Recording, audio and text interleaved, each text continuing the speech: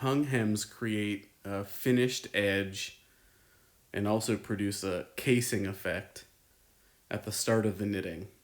This results in a tube of sorts as the knitting is turned back on itself to create this enclosed hem edge. To begin, start with waste yarn and knit the number of rows equal to the desired height of the finished hem itself. So in this example, on top of my waste yarn, I'm knitting 8 rows.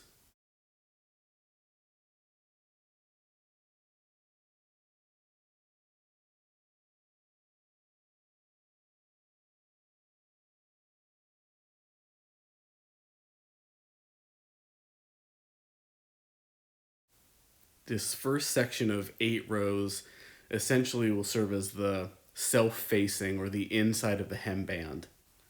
To help achieve a clean turn at the bottom of the hemband, I need to knit one more row that I'll reform into a purl facing row from the knit side on top of these 8 rows that already exist. So here are 8. The next pass will be the turning row, which I'll reform to create a nice crease on the outside of the fold. I'm going to begin by ignoring the 2 edge stitches. These are the most difficult to reform and won't make a huge difference in the way that this looks, especially if it's to be seamed to another piece.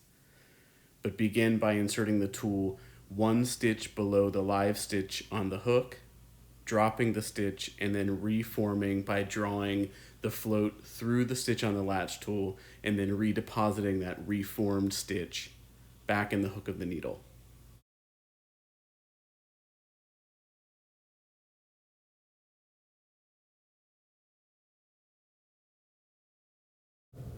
Once I've worked across the entire width of the knitting, again, I'm ignoring that edge stitch.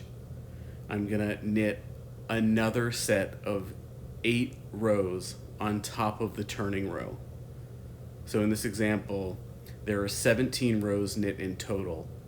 8, which will be the facing or the back side of the hem. The 9th row is the turning row, and then 8 additional rows on top of that, which will bring me back to the beginning of the knitting, so to speak, when I fold these pieces together to hang the hem. After I've knit those additional 8 rows, you can see quite clearly the turning row, creating a bit of a crease in the knitting already. I'm going to rehang all of the live stitches from the waste yarn back onto the needles. The first stitch is a bit difficult to find and isn't really a real stitch. This piece doesn't have to be hung back on the needle bed, but for my own sanity and peace of mind, I always dig it out and try to hang it back onto the needles. So this stitch here on the end isn't really real. It's part of that first stitch here, but I tend to hang it anyway, just so I don't drive myself nuts. If you don't hang it, you'll be 1 stitch short, which is normal across the bed. So here's that first fake stitch, so to speak, and then the second one here begins the real pickup of the original bottom or start of knitting. After a while, you can use a double or triple prong tool to hang more than 1 stitch at a time and speed this process up a bit. But hang all of the stitches, and then on top of this I'll continue knitting the sleeve, the body of the garment, whatever it is that I'm making. As you're watching me pick up all these stitches, there are other ways to put in the turning row. You could increase the stitch size several whole numbers and knit 1 looser row, which will help facilitate a crease. It is not as sharp as a garter ridge, which is when you're reforming the stitches like I've done for this particular sample. Is certainly up to you, but won't result in that crisp fold as this method does. There are also some opportunities for you to reduce bulk on the back side of the fold if you begin working over every alternate needle and then engage all needles before the turn row. Once everything's been rehung, add weights and continue knitting.